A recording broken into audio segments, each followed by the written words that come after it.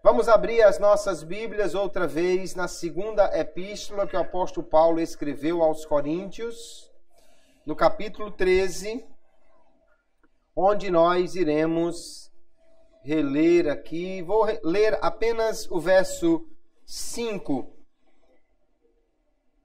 2 Coríntios, capítulo 13, verso 5, diz assim: examinai-vos a vós mesmos, se permaneceis na fé.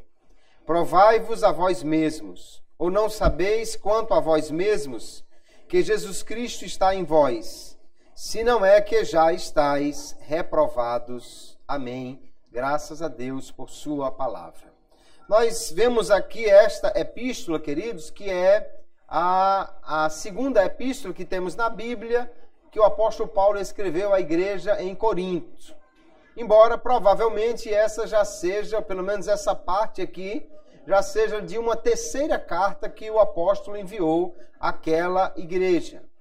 Era uma igreja que Paulo trocou correspondência com ela, né, diversas vezes para orientá-los, porque apesar de ser uma igreja que tinha muitos dons, também é uma igreja que teve muitos problemas disciplinares, doutrinários, e através do ensino àquela igreja, o apóstolo Paulo nos ensina a toda a igreja cristã, né?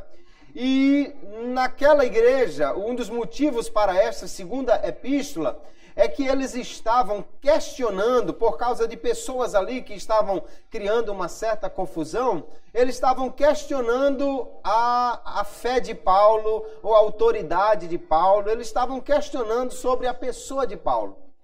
E Paulo vai escrever, fazendo uma defesa do seu apostolado nessa epístola, né? Em alguns capítulos. No capítulo 12 anterior, ele chega a falar de visões que ele teve, né, em arrebatamento ao céu, como algo que ele poderia se vangloriar para provar a sua autoridade, mas que ele estava de fato confiado na graça de Deus. Aqui ele diz que vai voltar à igreja lá em Corinto e que vai corrigir aqueles que estavam em pecado e que ele ora, na realidade, e espera que eles sejam aprovados por Deus. Mas que, no verso 5, ele diz, eles precisam provar a fé, fazer uma autoavaliação para ver se eles, de fato, estão firmes na fé. E é no intuito de nós verificarmos, então, quais são os frutos de uma verdadeira conversão, ou como nós podemos verificar se de fato estamos com a nossa fé verdadeira, que nós vamos tratar hoje do tema Você é um crente verdadeiro? Nós vamos averiguar como o apóstolo Paulo pediu ou mandou que a igreja em Corinto fizesse. Vamos averiguar a nossa fé nesta noite, segundo a palavra de Deus. Essa segunda epístola escrita a Coríntios, o apóstolo Paulo está falando a uma igreja que ele mesmo fundou. Ele é o que nós chamaríamos de o pai na fé daquela igreja, né? Ele, quando a fundou, e está lá em Atos capítulo 18, ele permaneceu 1 ano e meio naquela cidade, ensinando, orientando, edificando aquela igreja. E depois escreveu a primeira epístola a Coríntios, onde tem várias considerações ali. Depois, provavelmente, as duas epístolas que nós temos, elas formam pelo menos 3 cartas distintas que Paulo escreveu àquela igreja para corrigir os crentes dali. Era uma igreja muito viva, que Paulo vai dizer que tinha muitos dons, que não faltava dons naquela igreja. Uma igreja verdadeira, fundada pelo apóstolo Paulo, ou seja, que tinha realmente os princípios verdadeiros do evangelho. Mas ainda assim, Paulo diz que os crentes ali, individualmente, deveriam fazer uma autoavaliação para ver se permaneciam na fé de fato. Verso 5 que nós lemos, ele diz, examinai-vos a vós mesmos, se permaneceis na fé, provai-vos a vós mesmos.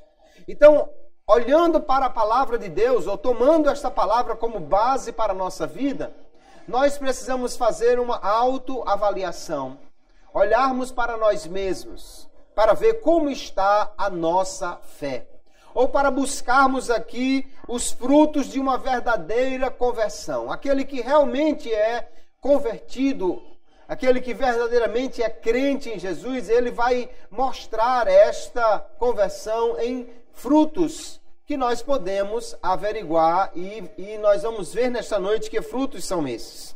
Essa é uma questão muito importante, queridos irmãos, porque alguns podem pensar que são salvos, que são crentes, que estão na fé, mas estão confiando em coisas erradas. Às vezes aprenderam errado que crente é aquele que faz isso ou aquilo. Muitas vezes pensando, às vezes, somente em questões exteriores, questões de aparência. Alguns sabem que não são crentes, têm convicção que não estão verdadeiramente na fé, mas continuam indo à igreja. Às vezes porque se acostumaram, ou porque têm amigos lá, ou apenas continuam frequentando como se fosse uma religião, sem, no entanto, considerar a vida que Jesus quer que nós vivamos. E há outros que são crentes verdadeiros, mas que não têm segurança, não encontram, talvez, em si, aquelas coisas que acha que deveria um crente fazer, e por isso mesmo não tem segurança na sua salvação.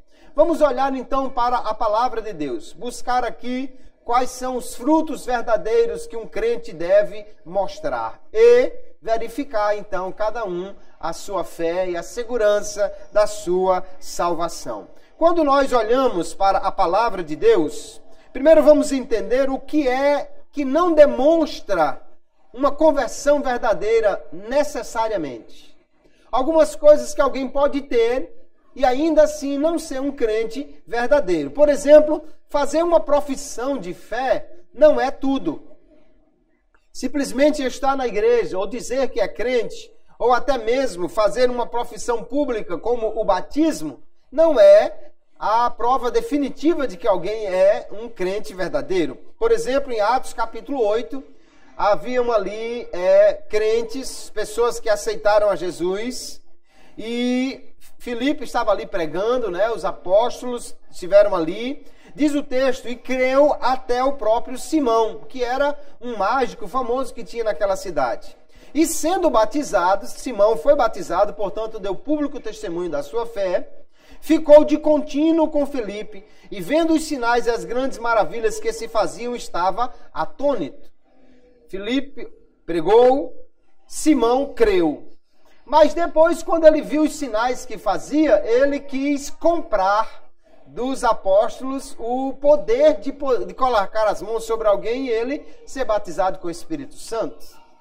E então os apóstolos denunciaram que ele estava com o desejo errado. Ele, na realidade, parece que se achegou à fé cristã porque viu ali um poder que ele não tinha, e o que ele tinha desejo era de ser uma pessoa famosa, conhecida como alguém poderoso naquela cidade.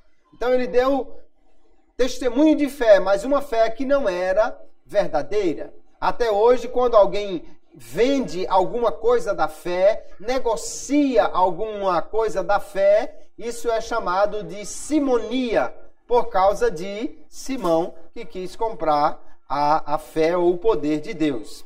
Apenas frequentar uma igreja não é suficiente.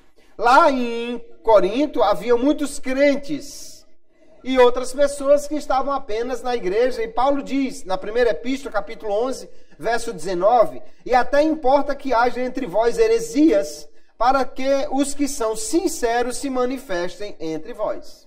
Haviam pessoas que estavam na igreja, mas que não eram crentes verdadeiros, sinceros. Às vezes estavam ali por qualquer motivo e não eram, de fato, crentes firmes. Por isso se envolviam em heresias, em coisas aqui que não estão de acordo com a palavra de Deus. Ter apenas um conhecimento intelectual da Bíblia, apenas ler a Bíblia, apenas citá-la, apenas conhecê-la como uma literatura, também não garante a salvação de ninguém.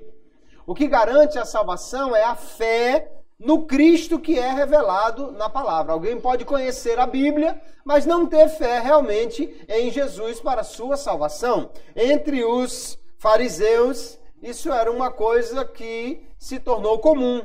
Jesus diz lá em João capítulo 5, verso 39, examinais as Escrituras, porque vós cuidais ter nelas a vida eterna, e são elas que de mim testificam, e não quereis vir a mim para terdes vida. Eles liam as Escrituras, sabiam que ali estava mostrando qual era o caminho para a vida eterna, mas não queriam receber Jesus como seu Salvador, não queriam aceitar que ele fosse o Messias, o enviado de Deus, talvez porque eles se considerassem os representantes de Deus ali.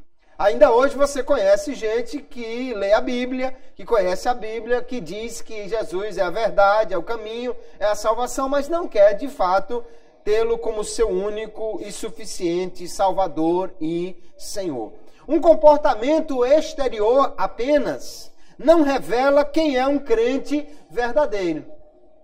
Alguém pode aparentar ser um crente, né? Andar como crente, conduzir uma Bíblia, vestir-se como crente, mas não ser um crente de verdade, mas apenas na aparência. Jesus condenou os fariseus porque eles eram religiosos apenas na aparência.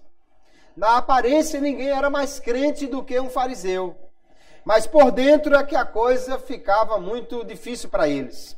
Veja o texto de Mateus capítulo 23. Ai de vós, escribas e fariseus hipócritas, pois que sois semelhantes aos sepulcros caiados, que por fora realmente parecem formosos, mas interiormente estão cheios de ossos de mortos e de toda a imundície. Assim também vós, exteriormente, pareceis justo aos homens, mas interiormente estáis cheios de hipocrisia e de iniquidade.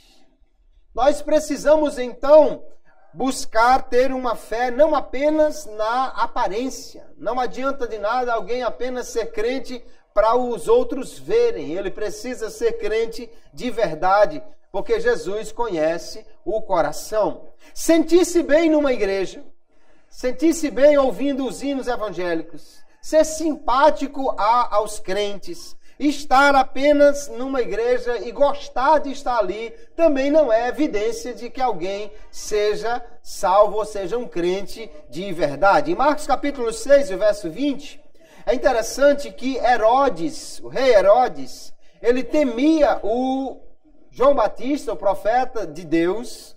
Diz o texto que ele sabia que João era justo e santo, guardava João com segurança, gostava de ouvi-lo, mas não queria conversa com Jesus ou conviver uma vida de acordo com aquela que João pregava. Nem o batismo de arrependimento de pecados ele não queria, mas gostava de ouvir João.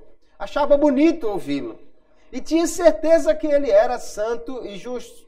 Há pessoas que gostam de estar na igreja, gostam de ouvir os hinos, gostam de ouvir a palavra, se sente bem quando vem numa igreja, mas isso não é suficiente, é preciso realmente tomar uma decisão por Jesus. Ainda, reconhecer que é um pecador não é suficiente se não houver um arrependimento genuíno.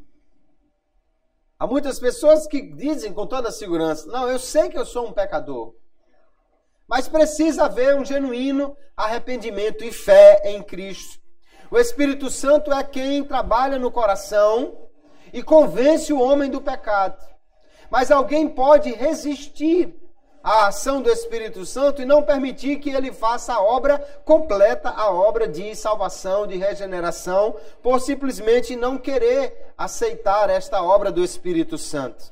Hebreus capítulo 12, verso 16, fala de um homem que até arrependeu-se ou teve remorso do que havia feito, mas não teve uma fé verdadeira. É o caso de Esaú. E o texto diz, capítulo 12 de Hebreus, verso 16, ninguém seja devasso ou profano como Esaú, que por um manjar vendeu o seu direito de primogenitura, porque bem sabeis que querendo ele ainda depois herdar a bênção, foi rejeitado, porque não achou lugar de arrependimento, ainda que com lágrimas o buscou. Ele teve remorso, mas não teve um arrependimento verdadeiro. Não houve aquele desejo de realmente mudar, de valorizar as coisas de Deus que ele havia desprezado antes. Isso não ajudou, não evidenciou realmente uma fé verdadeira em Esaú. Até mesmo, irmãos, está envolvido em atividades na igreja. Trabalhar na igreja não é um sinal de que alguém é um crente verdadeiro. A gente precisa lembrar que entre os que foram enviados para pregar o evangelho na comissão estava Judas. Judas foi daqueles enviados que pregou o evangelho, que repreendeu demônios, que curou enfermos, que viu os céus abertos, ele estava no meio deles. Também Paulo fala em 2 Timóteo capítulo 4 de um homem chamado Demas, que era um missionário, estava junto com o apóstolo Paulo, trabalhando com ele. Mas ainda assim abandonou o apóstolo Paulo e foi para o mundo. Não basta apenas trabalhar para Jesus. Então, quais são as evidências de uma verdadeira conversão? Talvez alguém esteja já olhando e dizendo, pronto, eu acho aí que eu não sou crente, porque isso aí tudo ainda não é suficiente. Mas vamos ver o que a palavra de Deus nos diz acerca da verdadeira conversão, dos frutos que deve evidenciar aquele que é um verdadeiro crente em Jesus. Olhando para a palavra de Deus, nós podemos ver que o cristão verdadeiro, o cristão que realmente entregou a sua vida para Jesus e vive numa nova vida, ele vai evidenciar 3 virtudes: a fé, a esperança e o amor. A primeira carta de Paulo aos Coríntios, ele conclui exatamente falando dessas 3 virtudes. Agora, pois, permanecem a fé, a esperança, o amor, estes 3, mas o maior destes é o amor. Nós vamos ver, então, como essas virtudes se evidenciam na vida de um crente. Obviamente que o apóstolo Paulo diz que ele está desejando que os crentes aqui cresçam, né? Ele tem o poder, ele diz, Deus lhe chamou para edificar. Então nós vamos crescendo nestas coisas. Não quer dizer que só seja crente verdadeiro aquele que tenha isso tudo no seu mais alto nível, no seu mais alto grau. Nós precisamos cada dia estar crescendo nestas coisas para poder mostrar uma fé verdadeira. Então a primeira grande virtude cristã é a fé. A fé aqui não é apenas um conhecimento, não é apenas um assentimento intelectual. Não, eu sei quem Jesus é. A fé é uma confiança verdadeira em Jesus como aquele que morreu para nos salvar e a quem nós entregamos a nossa vida. A fé não é algo que surge no coração do homem por sua própria vontade, mas a fé tem a sua origem em Deus e na sua palavra. É o Espírito Santo que fala ao coração do homem, é a palavra de Deus que mostra quem Deus é, e é mediante essa exposição da palavra e a ação do Espírito que faz com que alguém possa dar crédito à palavra, que a fé então surge no coração de alguém. Romanos capítulo 10, o verso 17, bastante conhecido, diz: de sorte que a fé é pelo ouvir, e o ouvir pela palavra de Deus. A pregação da palavra, a exposição da palavra gera a fé no coração. E esta fé é a fé em Cristo. Não é apenas uma fé qualquer, não é? Fé em qualquer sentido, todo mundo tem. Todo mundo tem fé. Se você perguntar a alguém, você vai viajar amanhã? Vou. E a pessoa vai realmente com você? Eu acredito que ele vai. Eu tenho fé que ele vai. Você chega num num local e você vai pegar um carro, um barco, você tem fé que o motorista sabe dirigir, que o barqueiro sabe guiar, que o barco não vai afundar no meio do caminho, que o carro está com os pneus em dia, a gasolina dá para chegar no final. Se você suspeitasse que isso não estaria correto, você provavelmente nem iria. Mas não é disso que nós estamos falando de uma fé em Cristo, uma fé que é uma confiança absoluta em Cristo como único e suficiente Salvador. A palavra de Deus revelada ao coração é que traz esta fé para o homem. João capítulo 3, verso 36. Aquele que crê no Filho tem a vida eterna. Mas aquele que não crê no Filho não verá a vida, mas a ira de Deus sobre ele permanece. Então é a fé no Filho de Deus, em Jesus, que realmente garante ou traz a salvação ao homem, faz dele um crente verdadeiro. Alguém que não crê em Jesus, ou crê em Jesus e em mais muita coisa, não é um crente verdadeiro. Há muitas pessoas que creem em Jesus. Se você perguntar, você crê em Jesus? Ah, creio em Jesus. Mas às vezes ele crê em Jesus, mas também vai num terreiro, vai num lugar de idolatria, faz uma fezinha para não sei quem e acende uma vela para o outro. Isso não é uma fé verdadeira. A fé verdadeira é aquela que é unicamente em Jesus. Ele é o nosso alvo. A fé precisa ser colocada apenas nele para que haja salvação. E esta fé, ela não é algo apenas que você faz uma vez, mas é uma fé que é exercida continuamente. A perseverança na fé é necessária para a salvação. A fé não é uma coisa que você faz uma vez e pronto. Ah não, um dia eu fui na igreja e aceitei Jesus, pronto, agora eu tenho Jesus no coração, eu posso fazer o que quiser e tal. Não, é preciso perseverar na fé. Colossenses capítulo 1, verso 23, o apóstolo Paulo diz: se na verdade permanecerdes fundados e firmes na fé, e não vos moverdes da esperança do evangelho que tens ouvido, o qual foi pregado a toda criatura que há debaixo do céu, e do qual eu, Paulo, estou feito ministro. Então nós permanecemos realmente em Cristo se permanecermos firmes na fé.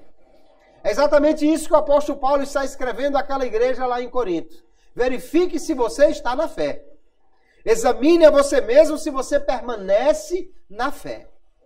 Permanece na fé, tanto aqui pode ter o sentido objetivo, ou seja, a fé como algo que você tem de confiança em Cristo, ou o evangelho que lhe foi pregado que você conhece. As duas coisas precisam ser verdadeiras aqui. Tanto permanecer na fé dos apóstolos, na fé que a palavra nos orienta, quanto permanecer exercendo a fé em Cristo. Nós vemos o Novo Testamento apresentar esta decisão de crer como algo que é uma ação contínua.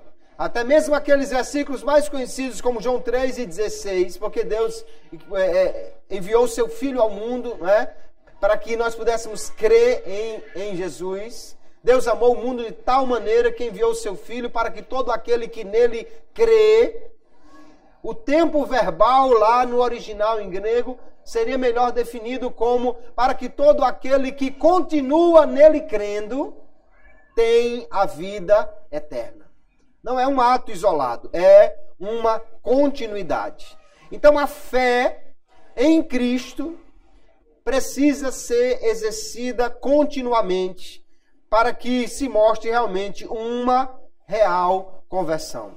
Citando o teólogo Jacó Armínio, ele diz: a confiança de que nós estamos realmente salvos é consequência da fé, pois por meio da fé a confiança é depositada em Cristo. Se alguém tiver dúvidas sobre, será se eu sou crente realmente? A primeira coisa, o primeiro ponto a ser verificado é: você crê em Cristo como seu único e suficiente Salvador? Confia a Ele a sua vida, entrega a Ele a sua vida como seu Senhor? Esse é o primeiro ponto a ser averiguado.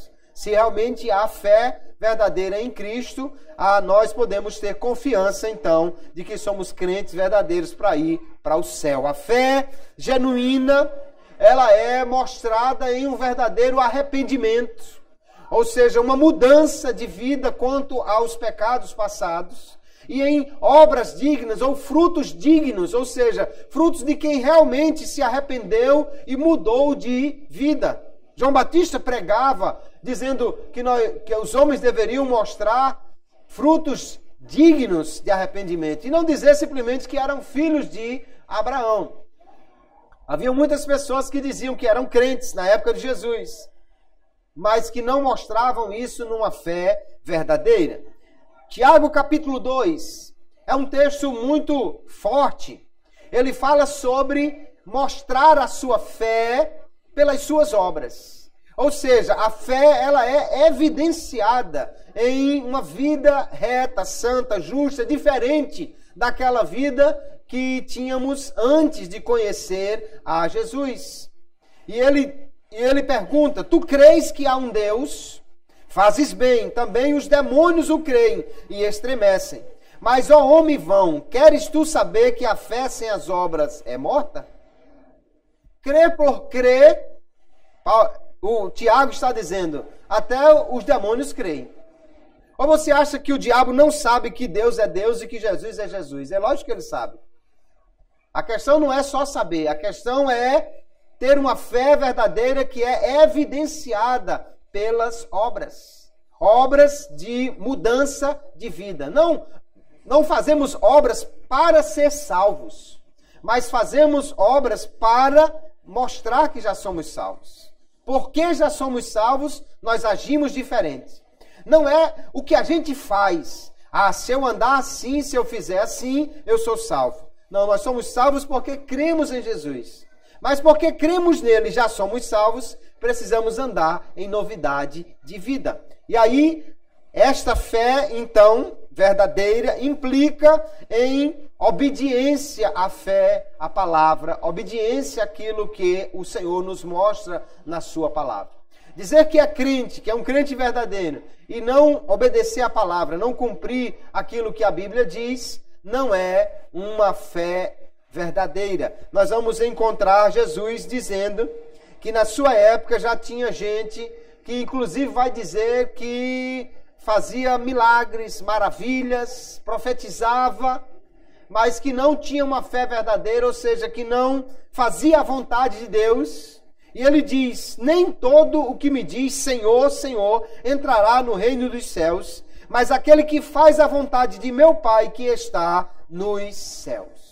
Fazer a vontade de Deus, cumprir a palavra, essa é a evidência de uma fé verdadeira que se submete a Cristo. E é essa fé que nos garante a vitória sobre o mundo. O mundo quer destruir a nossa fé. E o mundo quer nos fazer viver como eles. O mundo muitas vezes vai reclamar dos crentes e dizer: mas que besteira, isso não tem nada a ver, você pode fazer isso, você pode fazer aquilo, isso não vai tirar a sua fé, isso não vai levar você para o inferno. Mas a vitória sobre o mundo, sobre o comportamento do mundo, é exatamente obtido pela fé em Cristo. Essa fé verdadeira de alguém que confia nele e que quer agradar ao Senhor, obedecendo a sua palavra. João vai dizer então na primeira epístola, capítulo 5, verso 4, porque todo o que é nascido de Deus vence o mundo, e esta é a vitória que vence o mundo, a nossa fé. Quem é que vence o mundo, senão aquele que crê que Jesus é o Filho de Deus? Se você crê realmente que Jesus é o Filho de Deus, se você realmente crê em Jesus como seu Senhor e Salvador, você então vai vencer o mundo, ou seja, não vai se acomodar ao mundo, nem se moldar ao que eles pregam, mas viver uma vida diferente com Jesus. Então a primeira coisa que define quem é um cristão é a sua fé, não as suas obras.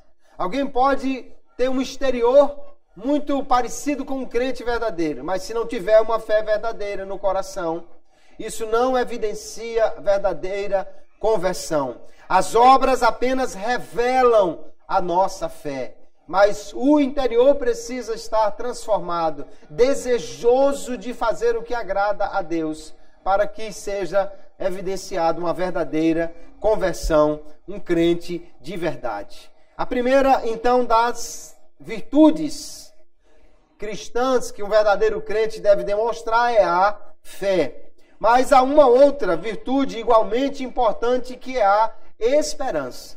Esperança aqui não é apenas ter assim pensamento positivo em relação ao futuro. Ah, não, eu sou uma pessoa otimista, cheio de esperança. Mas a esperança realmente é a esperança no futuro que Jesus tem para nós.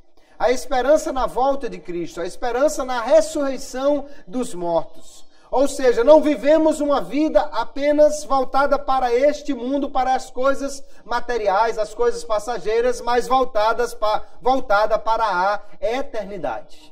O cristão tem a esperança de que, mesmo que ele morra, um dia nós ressuscitaremos dos mortos para viver uma vida eterna com Deus. Atos capítulo 24. O apóstolo vai dizer: tendo esperança em Deus, como estes mesmos também esperam, de que há de haver ressurreição de mortos, assim dos justos como dos injustos.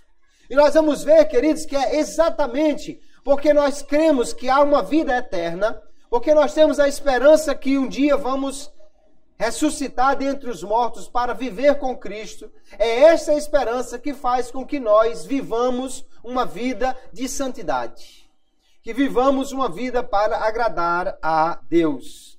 A esperança nos leva a ter um coração santificado que anela viver com Deus.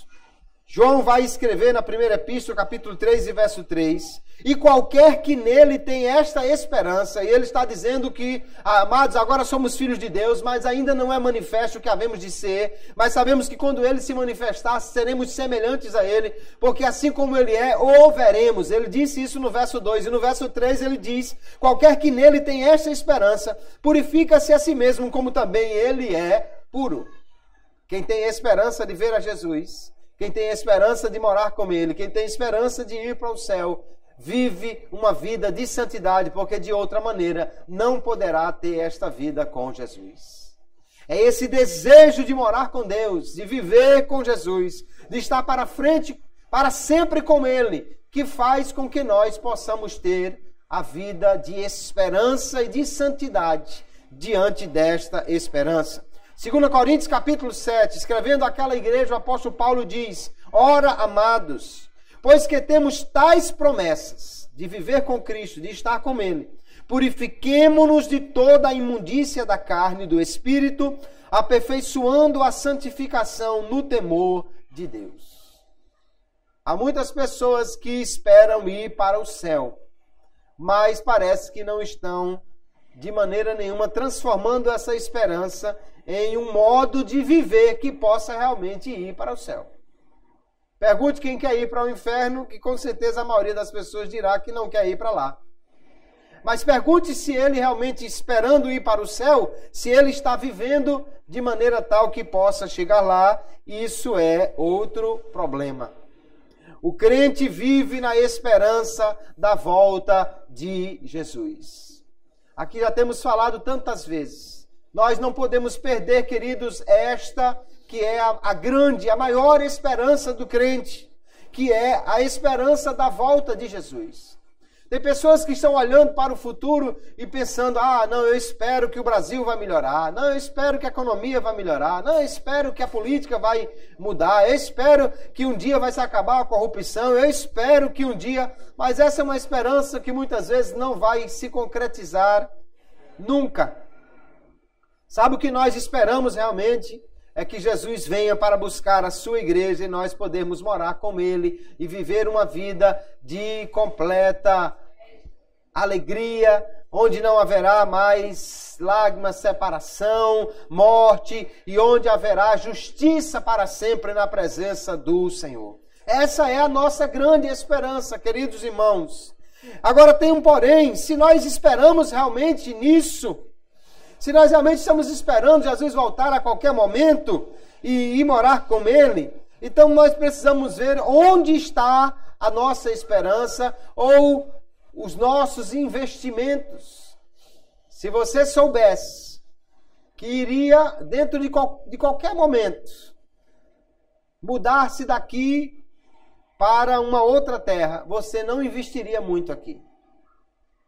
Se você tivesse certeza que a qualquer hora alguém iria lhe chamar, você está só esperando, já está tudo certo, está só esperando o momento de alguém chegar e levar você para morar num país de neve, num país aí super frio, você não andaria comprando aí roupa de calor, porque, não, vou ficar com o que eu tenho aqui, porque não adianta.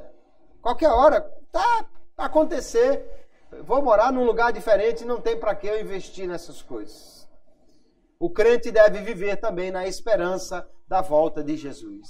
Isso não quer dizer que você, não vou mais estudar, não vou mais ajeitar minha casa, não vou mais fazer nada, porque Jesus pode voltar a qualquer instante. Não, não é isso. É que nós não podemos colocar a nossa esperança nisso, como se isso fosse a melhor coisa da vida. A nossa maior esperança é a volta de Jesus. Tito capítulo 2, verso 13, o apóstolo Paulo diz: aguardando a bem-aventurada esperança e o aparecimento da glória do grande Deus e nosso Senhor Jesus Cristo. Essa é a bem-aventurada esperança do crente, a volta de Jesus. O genuíno cristão, então, se alegra na esperança da vida eterna. Essa é a maior esperança, a maior alegria do crente. É aguardar a volta de Jesus para viver com Ele para sempre. Tito capítulo 1, verso 1, Paulo, servo de Deus, apóstolo de Jesus Cristo, segundo a fé dos eleitos de Deus, e o conhecimento da verdade que é segundo a piedade, em esperança da vida eterna, a qual Deus, que não pode mentir, prometeu antes dos tempos dos séculos. Jesus vai voltar, a vida eterna acontecerá realmente para nós, porque Deus prometeu e Ele é fiel, não pode mentir. Onde está então a nossa esperança? Porque nós vemos, queridos, que há muitas pessoas que, apesar de professarem uma fé em Cristo, estão esperando nele apenas nessa vida.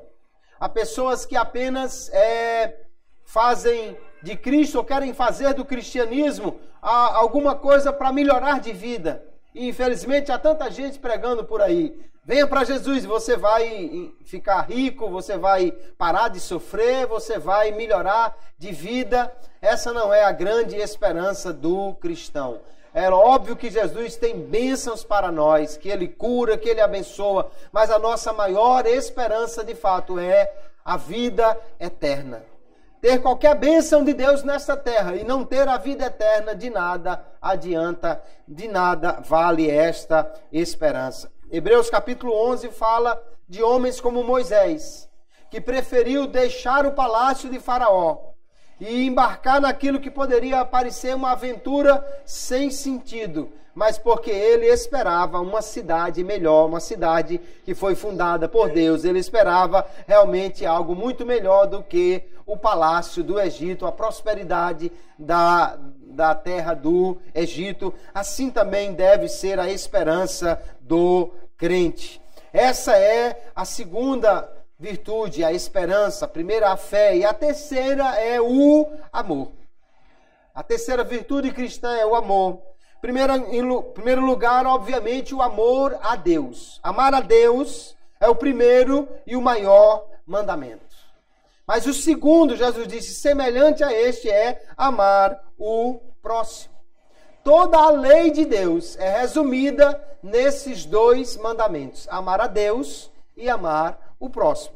Jesus disse, Mateus capítulo 22. Alguém perguntou a ele, mestre, qual é o grande mandamento na lei? Jesus disse, amarás o Senhor teu Deus de todo o teu coração, de toda a tua alma e de todo o teu pensamento. Este é o primeiro e grande mandamento. E o segundo semelhante a este é, amarás o teu próximo como a ti mesmo. Destes dois mandamentos depende toda a lei e os profetas. Então, amar a Deus. Só que amar a Deus, veja, não é simplesmente amar a Deus de qualquer maneira. Ele diz, amar a Deus de todo o coração, de toda a alma, de todo o pensamento. Aquele que tem realmente Deus em primeiro lugar na sua vida. Pergunte a qualquer pessoa aí na rua, você ama Deus? E certamente a resposta dela vai dizer sim. Mas ele pode passar perfeitamente dias e dias sem se lembrar de Deus. não ter nenhum interesse em procurar saber do que Deus gosta, o que lhe agrada, e ainda assim ele diz que ama a Deus. Amar a Deus é tê-lo em primeiro lugar na nossa vida, tê-lo realmente como o centro do nosso pensamento, do nosso coração, de nossa alma. E amar ao próximo é o segundo mandamento. Como nós mostramos que amamos a Deus?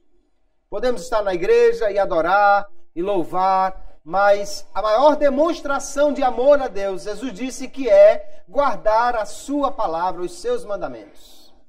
A maior demonstração de amor a Deus, portanto, é fazer o que agrada a Ele.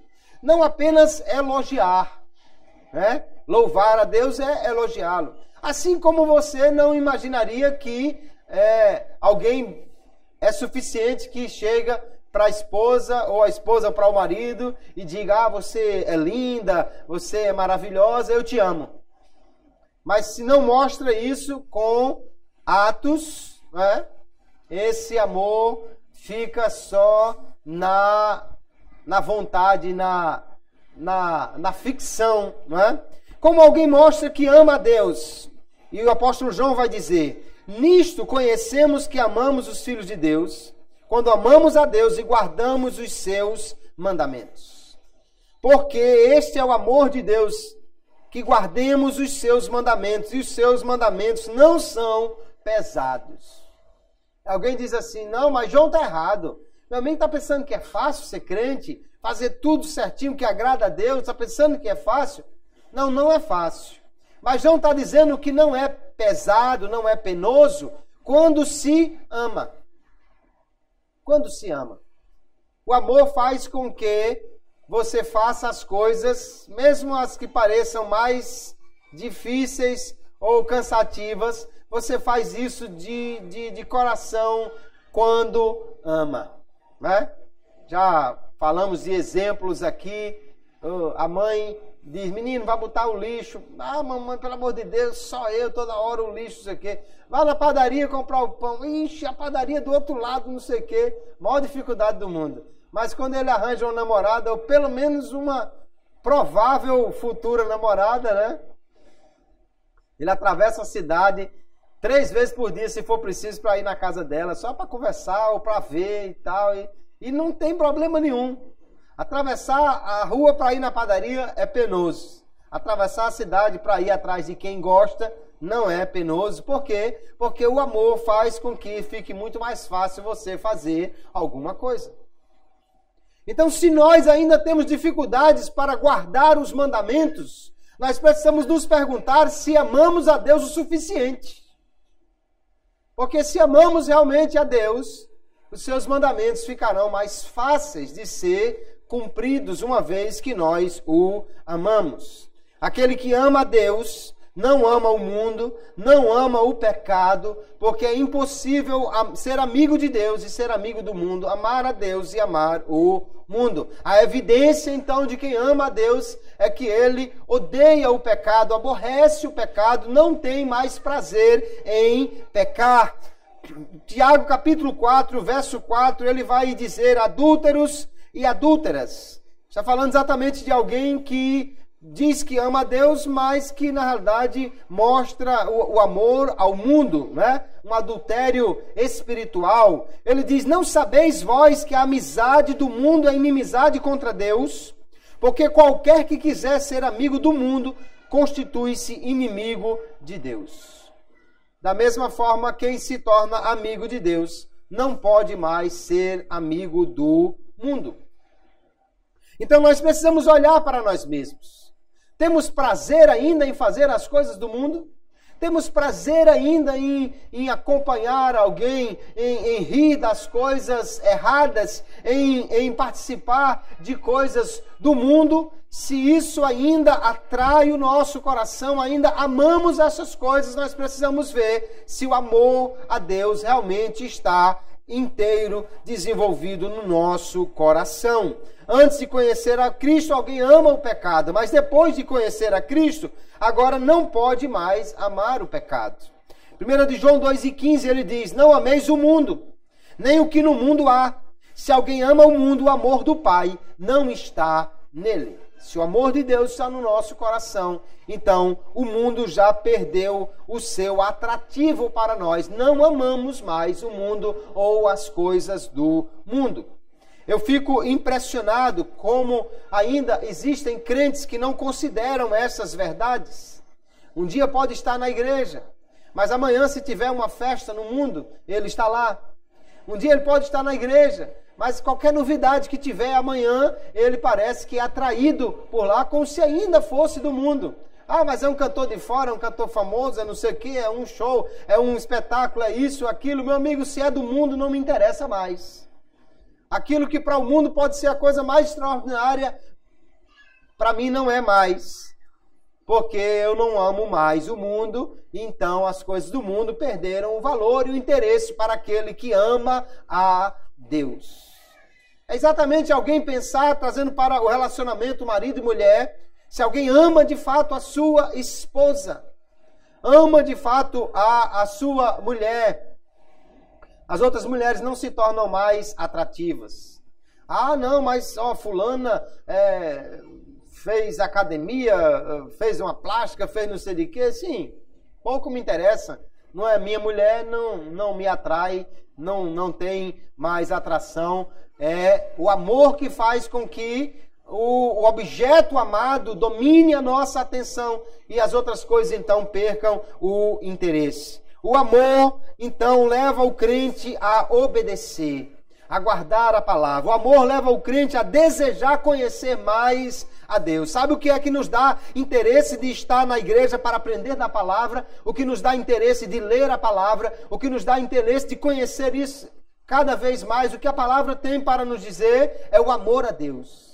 Porque se você ama alguém, você quer conhecer essa pessoa. Se você ama alguém, você quer saber do que ela gosta, como é, e lá vai. Pense quando você estava namorando ou atrás de namorar com alguém, e você ficava querendo saber do que essa pessoa gostava, qual era a cor preferida dela, os hábitos dela, saber tudo sobre essa pessoa.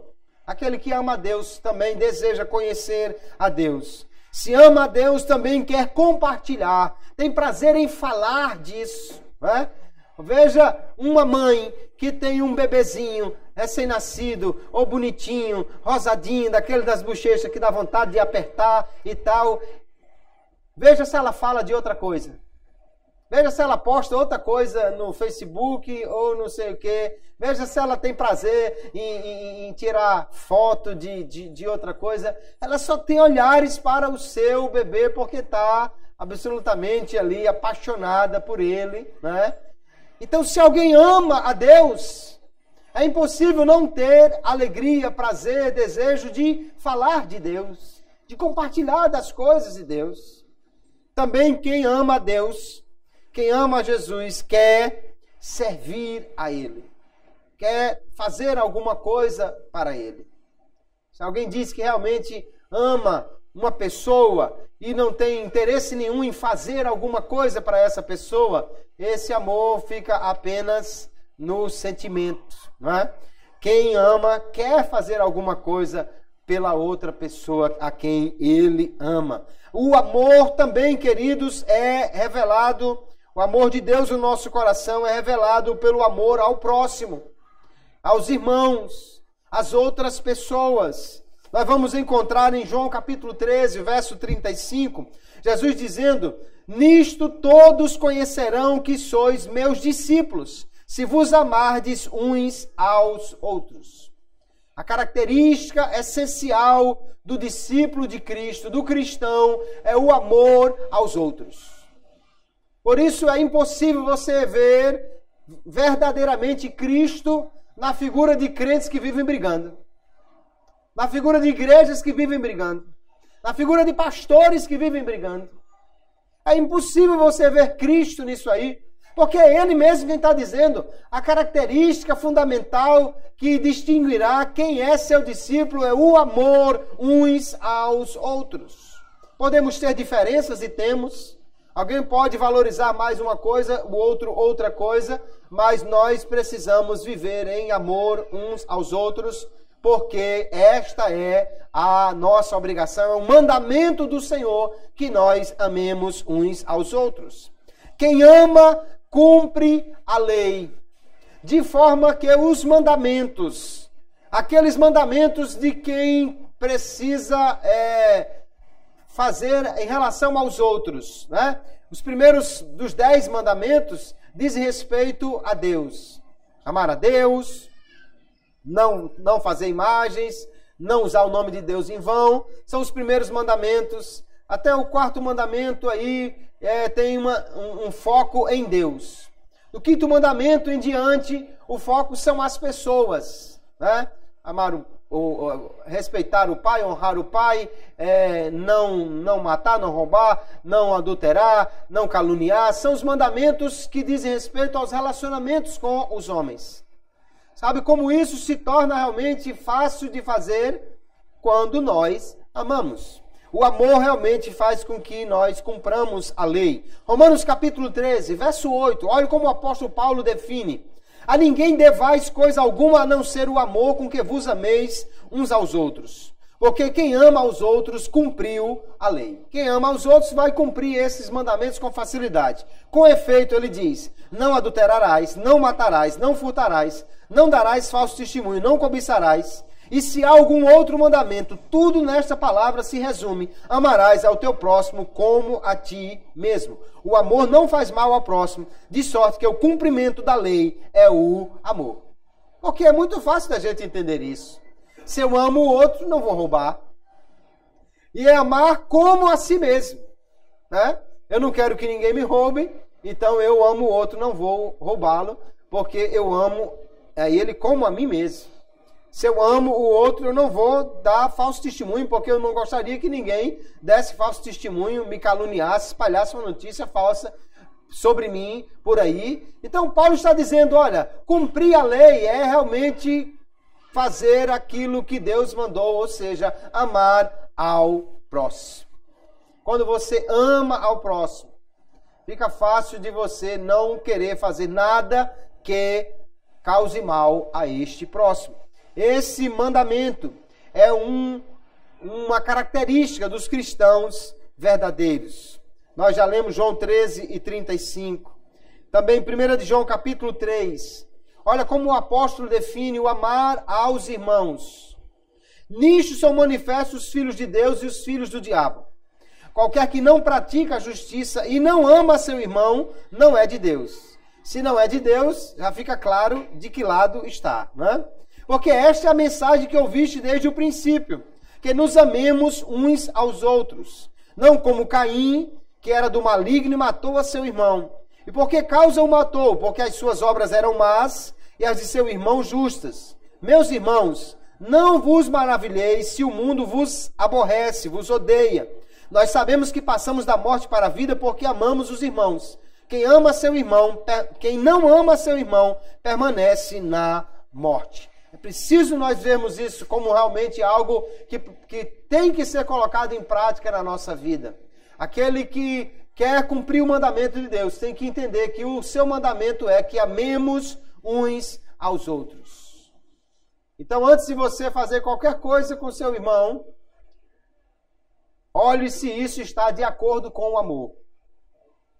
Vai ajudá-lo ou vai prejudicá-lo? Você gostaria que isso fosse feito com você? Se não, então não faça. Amar o irmão é demonstrar realmente o cuidado de quem não quer que aconteça com ele algo que você também não gostaria que acontecesse com você. Essa é a chamada lei real, né? Ou lei do amor também. Então, aquele que ama a Deus, ele ama seu irmão. E, portanto, não vai matá-lo, não vai destruí-lo, não vai fazer nada que possa prejudicar o seu irmão. Antes de passar adiante uma conversa sobre seu irmão, antes de você publicar alguma coisa na internet, ou você publicar no ouvido do irmão alguma coisa sobre alguém, veja se isso se enquadra na lei do amor. Será que isso vai trazer benefício para esse irmão? Se fosse sobre você que alguém estivesse falando ou contando isso, você gostaria? Então, se isso não cumpre a lei do amor, não leve adiante. Se nós não amarmos os irmãos desta maneira, como poderemos pregar o amor de Deus ao mundo? Como podemos falar do amor de Deus se nós mesmos não evidenciarmos este amor, amando os irmãos e vivendo de maneira a edificar a vida deles? Então, um crente verdadeiro, foi Jesus quem disse, para ser discípulo de verdade, precisa amar a Deus, amar os irmãos. Essa é uma característica que deve ter o verdadeiro cristão. Então, as 3 virtudes cristãs que devem ser evidenciadas na vida de um crente verdadeiro é a fé, a esperança e o amor. Assim, nós vemos, queridos, que a segurança da nossa fé, a segurança da nossa salvação está em Cristo, ou a nossa fé em Cristo e nas suas promessas. Como é que eu sei, pastor, se eu realmente estou salvo? Se você crê em Cristo, se a sua fé está em Cristo, se você confia nele como seu Salvador, se ele morreu por você, você tem plena confiança nisso. Esta é uma evidência da sua fé e que lhe dá a segurança da salvação. Hebreus 10 e 23, retenhamos firmes a confissão da nossa esperança, porque fiel é o que prometeu. Precisamos realmente manter firmes esta fé e esta esperança, tendo a certeza que aquele que prometeu, dizendo, quem crê será salvo, ele vai cumprir, ele cumpre sempre esta palavra. Se você creu, você está salvo. Agora precisamos buscar as evidências desta salvação. Não é a evidência que nos salva, mas a evidência são indicativos de que já estamos salvos. Essas evidências são o que nós falamos de fé, esperança, vida santa, amor aos irmãos. E há uma enorme evidência interna no nosso coração que nos ajuda realmente a cada dia termos a certeza que estamos firmes nesta fé em Cristo, que é o testemunho do Espírito Santo que nos diz que somos filhos de Deus. Romanos 8 e 16, o mesmo Espírito testifica com o nosso Espírito que somos filhos de Deus. Aí nós vemos, queridos, que é uma evidência da nossa verdadeira conversão. Outra evidência é essa luta do Espírito contra a carne, que mostra exatamente que nós não amamos mais o mundo. Se alguém ama o mundo, então quando pratica um pecado, é normal, todo mundo faz. Quem nunca cometeu pecado, também você quer ser santo demais. Quando nós realmente, ao pecarmos, porque somos fracos, falhos e ainda cometemos pecados, mas quando ao pecarmos, sentimos tristeza, arrependimento pelo que fizemos, e o Espírito Santo dentro de nós nos mostra que erramos. Isso faz com que nós nos apeguemos ao Espírito para vencer a carne. Essa luta é uma evidência de que nós realmente estamos com uma fé verdadeira em Cristo. Aquele que não se importa mais com o pecado, ou peca e parece que nada aconteceu, não tem realmente uma verdadeira conversão a Cristo. Também o desejo de fazer boas obras, ou seja, agradar a Deus porque ama, servir ao próximo porque ama, fazer o bem. Isso testifica que nós somos salvos porque estamos fazendo o que fomos salvos para fazer. Efésios capítulo 2, a partir do verso 8, ele diz, porque pela graça sois salvos por meio da fé. Quem nos faz alcançar a salvação é a graça de Deus, que nós nos apropriamos dela pela fé. E isso não vem de vós, ele diz, é dom de Deus. Todo o processo de salvação não é obra de iniciativa do homem, mas de Deus. Não vem das obras para que ninguém se glorie, porque somos feitura sua, criados em Cristo Jesus para as boas obras, as quais Deus preparou para que andássemos nelas. Veja que não são as obras que salvam, mas o apóstolo Paulo diz que nós somos salvos para as boas obras, para praticar as boas obras, porque Deus preparou para que nós andássemos nelas. Então somos salvos, e porque somos salvos, devemos andar em novidade de vida e fazer realmente coisas diferentes daquilo que fazíamos quando estávamos no mundo. A questão do apóstolo Paulo permanece então aqui para aquela igreja e para nós. Examinai-vos a vós mesmos se permaneceis na fé, se não é que já estáis reprovados. Nós precisamos verificar como está a nossa caminhada cristã, a nossa fé em Cristo. Eu sei que nesta noite o Espírito Santo está alertando o nosso coração. E talvez você diga, isso aí eu não estou fazendo ainda. Isso aqui eu ainda preciso melhorar. Nesse ponto eu ainda estou falhando. Mas é exatamente que isso, nós precisamos verificar como estamos para ver se há algo que precise ser consertado. Não é? Quando alguém faz uma autoavaliação e vê que está aprovado, nós ficamos muito contentes. Quando não somos aprovados, ficamos tristes. Ou pelo menos deveríamos ficar. Quando você vai no médico e ele passa os exames e você volta e os exames são todos ok, né? O nordestino geralmente diz, não deu nada nos exames. Então a folha era para vir em branco, né, do resultado. Não deu nada nos exames. Quer dizer que deu tudo ok, né? Não deu nenhum problema, nenhuma alteração, tá tudo certo. A pessoa fica feliz, lógico, né? Eu fiz um check-up e tá tudo ok. Quando fizermos o nosso check-up espiritual, a nossa avaliação espiritual, também deveremos ficar contentes se o resultado for positivo. Se estiver tudo certo.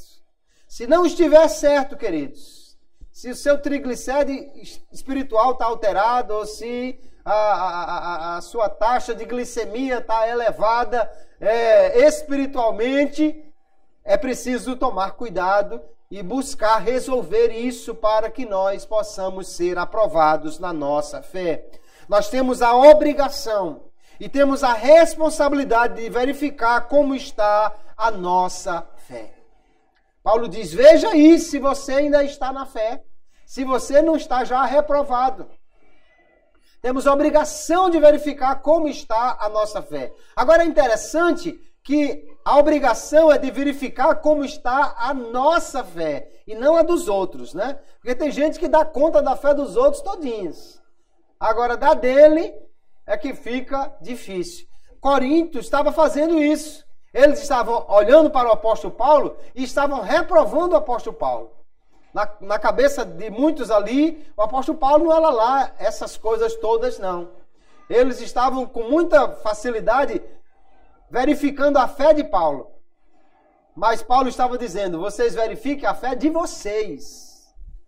Nós aqui, eu sei, vocês vão saber que nós vamos estar aprovados sim. E ele diz, eu prefiro, olha o amor de Paulo, eu prefiro que vocês estejam bem e a gente pareça reprovado do que o contrário. Mas a orientação é, veja como está a sua fé. A do outro, deixe que ele vê, e Deus é quem vai resolver com ele. Veja como está a sua fé e mantenha viva esta fé, esta esperança e este amor que o crente deve evidenciar. Nós devemos manter em evidência os frutos de uma conversão verdadeira. Jesus disse que pelos frutos se conhece a árvore. Então veja como está a sua fé. Que frutos você está demonstrando. Se alguém que não lhe conhece, que não sabe se você é crente ou não é, teve contato com você agora numa primeira vez, vendo a sua atuação, vendo o que você faz, como você fala, como você se comporta, essa pessoa que não sabe que igreja você frequenta ou se você tem alguma fé, olhando para você, no contato com você, ela diria que você é um cristão? Porque uma coisa boa é quando você está num lugar, às vezes ali numa parada de ônibus, em Natal, algum lugar, e uma pessoa que nem lhe conhece, chega para você e diz, vem cá, você é crente, né? Eu logo vi. Eu vi que tinha uma coisa diferente, eu vi que tinha alguma coisa diferente. Isso é maravilhoso em ver que estamos demonstrando os frutos de uma fé, de uma conversão verdadeira, mas é olhando para a palavra de Deus que nós podemos então verificar como deve ser a nossa vida cristã e assim darmos testemunho da nossa salvação em Cristo Jesus. O Evangelho será facilmente pregado e as pessoas com mais facilidade entregarão a sua vida a Jesus quando elas verificarem em cada crente uma vida diferente, uma vida de um cristão verdadeiro que realmente demonstra uma verdadeira conversão a Cristo. O maior problema para a pregação do Evangelho são os crentes que não vivem como crentes. E a força evangelizadora mais poderosa é um viver cristão genuíno de alguém que mostra uma fé viva em Cristo. Ele não precisa pregar muito não para alguém dizer, eu queria ser como fulano, eu queria ser como cicrano. Se eu fosse crente um dia é para ser como fulano e não como aquele outro lá, porque ali realmente é crente, ali é uma mulher de Deus, ali é um homem de Deus. Nós devemos buscar, queridos, ter uma fé genuína em Cristo, para que as pessoas possam ver e desejar até ser um crente verdadeiro em Cristo Jesus. Como está a sua fé? Examine para ver como é que está a sua fé, como está a sua caminhada cristã, para ver se você está aprovado ou não. E naquilo que precisar de conserto, não espere, não fique protelando, não empurre com a barriga. Não, tá bom, pastor, o ano que vem eu vou ver se eu melhoro e tal. Jesus pode voltar ainda hoje. Se precisa de conserto, a hora é agora. Comece logo a consertar-se com Deus, colocar em dias a sua vida, porque Jesus está voltando e quando a trombeta soar, não dá mais tempo de falar com ninguém. Já está resolvido o que tem que ser resolvido e aí nós precisamos estar com a nossa vida cristã em dias, aguardando o arrebatamento da igreja. Amém, queridos? Que Deus abençoe a todos em nome de Jesus.